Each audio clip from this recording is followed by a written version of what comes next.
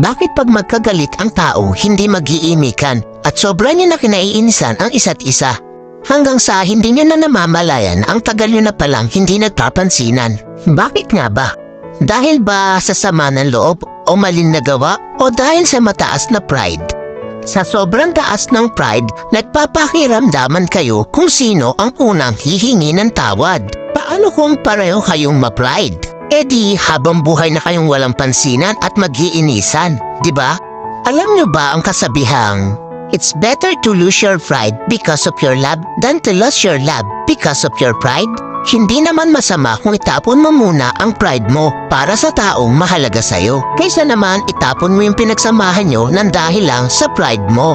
Wala namang masama o mawawala kung ikaw ang unang lalapit o iimik. Ika nga, ang nagmamataas ang siyang ibinababa at ang nagpapakumbaba ang siyang itinataas.